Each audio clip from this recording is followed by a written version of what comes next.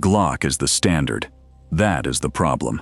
Because standard means you are paying to upgrade what the competition already ships for free. This is 7 pistols that beat the baseline where it actually matters. And one of them runs Glock magazines while fixing everything Glock would not. Number 7. This one does not get the loudest voice in the room. It earns the spot by doing something most striker-fired pistols still get wrong out of the box. Number 7. Smith & Wesson M&P9 M2.0 Compact. The argument for this gun is not flash. It is grip. The texturing on the M2.0 frame is aggressive enough to lock your hand into the gun without aftermarket tape, rubber sleeves, or stippling work. On a Glock, that level of purchase requires an add-on or a trip to a stippler. Here it is molded into the frame from the factory. In a rushed draw, cold hands, sweating through a July carry day, that texture is doing the work before your brain catches up.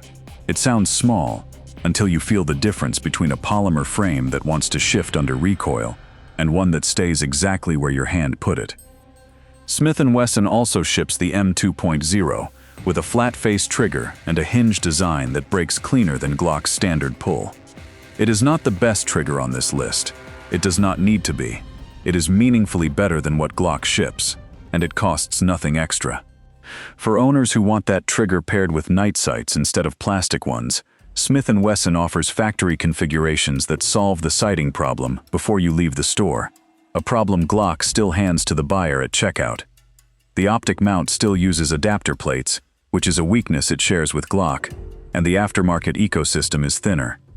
You will find holsters and lights without trouble, but the deep customization rabbit hole that Glock owners enjoy does not run as far here.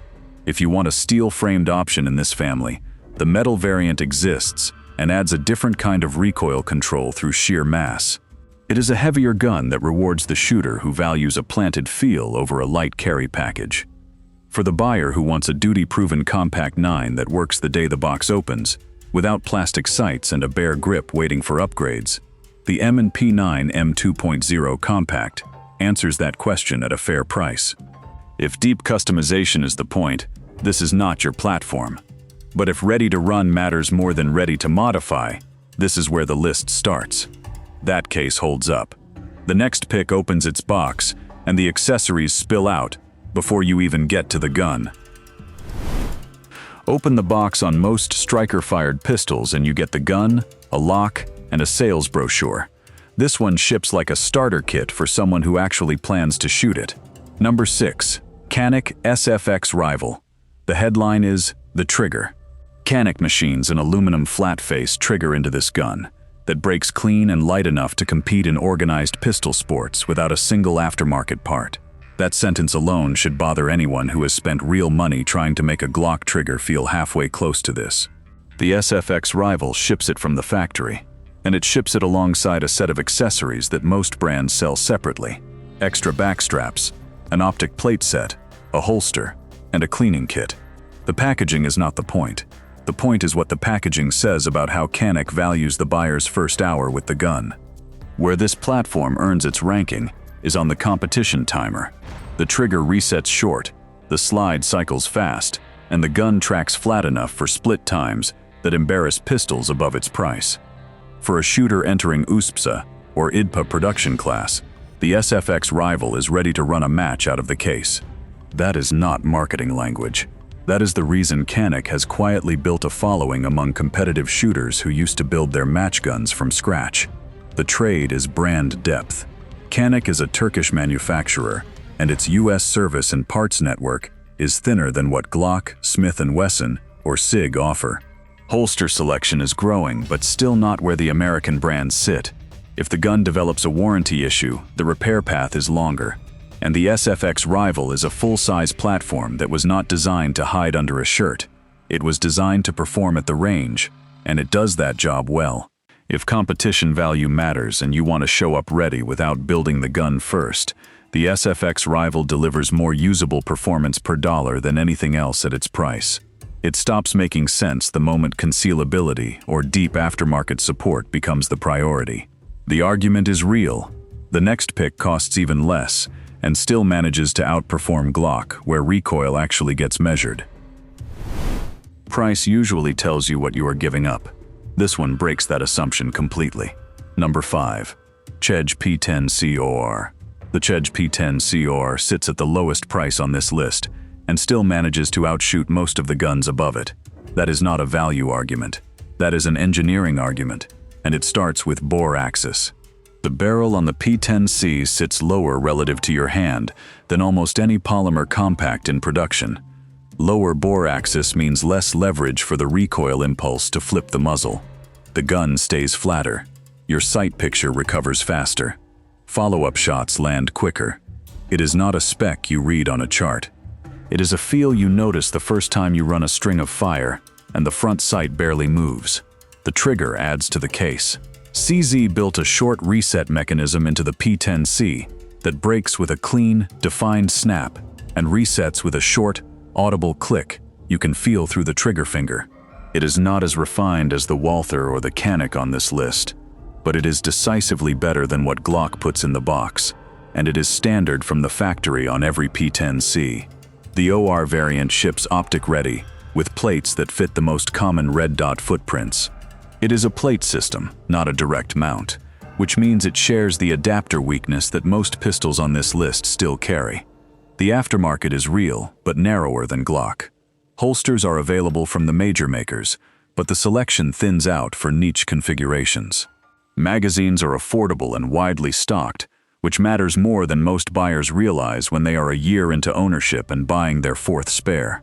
CZ built the P320 with documented reliability across hard-use evaluations, and the platform has earned serious respect from shooters who measure guns by round count rather than brand loyalty. The grip texture is functional but divisive. Some shooters find it too sharp for extended carry against skin. Others call it exactly right. Accept the smaller ecosystem and you get a compact 9 that shoots above its weight class at a price that makes the Glock upgrade math look like a losing proposition. Skip it if holster variety and aftermarket depth are deal breakers for you. Not everyone agrees on this one, and that is part of the point. The next pick solves the optic problem in a way nobody else has matched, but it asks you to trust a newer track record. Every optics-ready pistol on the market has the same quiet problem. A metal plate sits between your red dot and the slide. That plate adds height, adds a failure point, and forces you to buy taller sights to co-witness. One company decided to engineer around it entirely. Number 4. Springfield Echelon. The Echelon uses what Springfield calls the variable interface system. Instead of bolting an adapter plate to the slide and hoping it holds 0, the VIS uses a set of eccentric pins that rotate to match different optic footprints directly against the slide surface. No plate. The red dot sits lower, closer to the bore axis, and locks in with mechanical pressure, rather than relying on screws alone to resist recoil.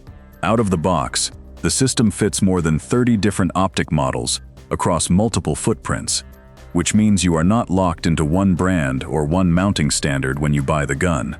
That alone would earn a place on this list, but Springfield went further.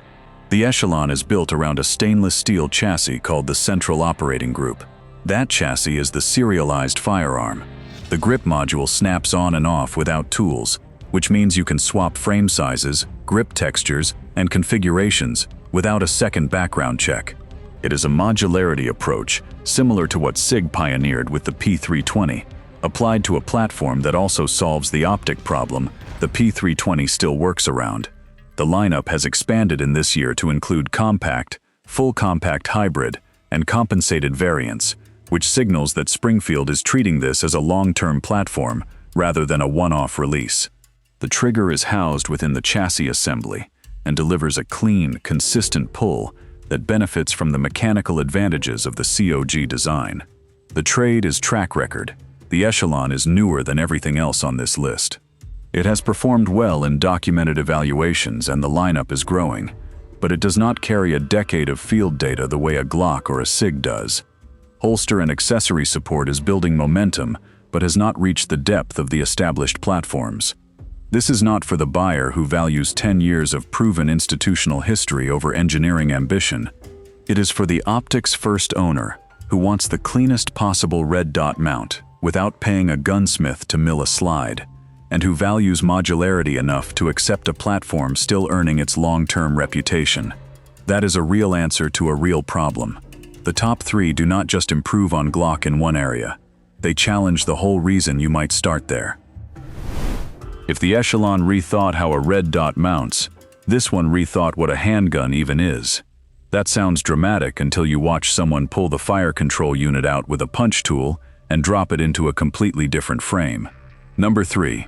SIG Sauer P320X Compact. The P320 is not a pistol in the traditional sense. It is a chassis system.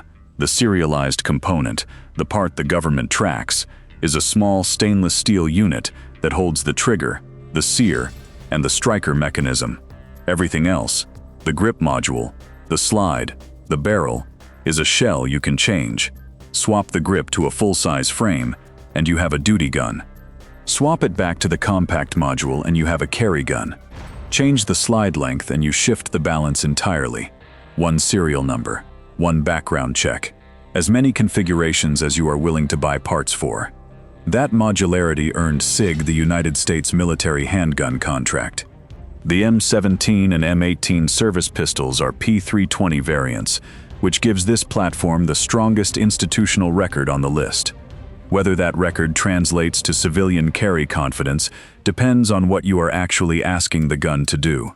The military tested durability, reliability, and modularity under procurement conditions. They did not test appendix carry comfort, or how fast you can clear a cover garment on a Tuesday morning. The record is real and documented. The fit still has to be proven in your own life. The factory trigger on the P320 is functional, but not a standout in this company. It does the job without the refinement that Walther or CZ put into theirs. The optic mounting system has been revised more than once across the platform's life, and the current approach works well. But the history of iterations is worth knowing if you are buying on the secondary market. Parts availability and aftermarket support are enormous. In this specific segment, only Glock has a deeper pool of accessories, holsters, and upgrade options. If you want one platform that grows with every use case, instead of buying a separate gun for each role, the P320X Compact is the most flexible answer on this list. It is the wrong pick for the minimalist who wants one fixed configuration and the simplest possible manual of arms. The case is strong. Number 2 is going to seem strange at first. It beats Glock by borrowing everything Glock built. Here is where the list gets strange. This pistol beats Glock by using Glock's own ecosystem against it. Number 2. Shadow Systems MR920. The MR920 accepts Glock magazines. It fits Glock holsters. It runs Glock-compatible lights, sights, and accessories. If you handed it to someone in dim light, they might not immediately realize they are not holding a Glock 19. But pick it up in daylight, and everything you touch has been rethought. Start with the grip angle. Shadow Systems engineered what they call the natural point of aim geometry into the frame. When you punch the gun out from a compressed ready position, the sights land where your eyes are already looking. On a standard Glock, the grip angle forces most shooters to adjust their wrist downward to bring the front sight into the window. It is a small correction. It is also a correction you have to make every single time you draw. And under stress, those small corrections are the first things that fall apart. The frame texture is not an aftermarket stipple job. It is purpose-machined into the polymer, with consistent depth and pattern, aggressive enough to anchor the hand without shredding clothing during concealed carry. The trigger is a flat-face aluminum unit with a blade safety that breaks cleaner and resets shorter than Glock's factory offering. The slide is cut for direct optic mounting across multiple footprints, and the barrel is a match-grade unit that Glock owners typically pay to upgrade separately. The paradox is real. Every improvement Shadow Systems made is something the Glock aftermarket has been selling for years. Shadow Systems just did it from the factory, on a platform that takes the same magazines, fits the same holsters, and runs the same lights. You do not leave the ecosystem. You graduate within it. The trade is price and infrastructure. The MR920 costs more than a Glock out of the box, and Shadow Systems is a smaller company with less warranty and service reach than Glock's global operation. But if you have already spent hundreds upgrading a Glock to feel the way the MR920 feels from the factory, the math reverses. For the Glock owner who loves the ecosystem, but is tired of paying to make the gun feel right, the MR920 is the answer that does not ask you to start over. That is a hard case to argue against, and yet number 1 still beats it. And here we are. Number 1. This is the pistol that everything else on this list was building toward. Number 1. Walther PDP Compact. Start with the trigger, because the trigger is where this gun buries every Glock ever made. Walther's performance duty trigger is not an incremental improvement over the striker-fired standard. It is a different experience. Short take-up to a defined wall, a clean break that feels like snapping a glass rod, and a reset so short and tactile that your finger knows exactly where it re-engages without looking. This is the trigger that Glock owners dream about when they shop for aftermarket parts, and Walther includes it from the factory on every PDP that leaves the line. The grip geometry adds to the argument. Walther shaped the frame so that when you establish a high grip and punch the gun out, the red dot window is already centered where your eyes expect it. The undercut trigger guard lets your hand ride as high as the design allows, reducing the distance between your grip and the bore axis, which translates directly to less muzzle flip. The super-terrain texture across the frame provides consistent friction without the abrasiveness that makes some aggressive grips uncomfortable against skin during all-day carry. The PDP is not a niche competition gun or a boutique project. German Special Forces adopted a variant of this platform, which means it passed the kind of institutional testing that most commercial pistols never face. That is not borrowed confidence. That is documented, contract-level proof that the design holds up under conditions well beyond civilian carry. The optic mount uses Walther's plate system, which supports the major footprints and keeps the red dot reasonably low to the bore.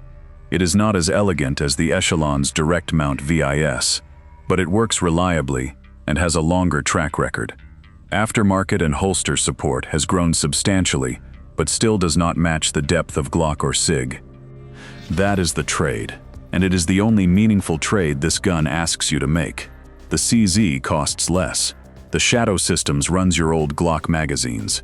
The SIG lets you reshape the entire gun around a chassis. Each of them wins a specific argument. The Walther PDP Compact wins the widest argument at once.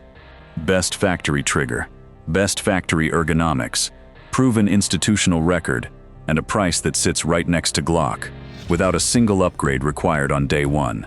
If you are starting fresh, not upgrading a Glock, and not locked into anyone's ecosystem, this is the Compact 9 that gives you the most gun for the money before you spend another dollar.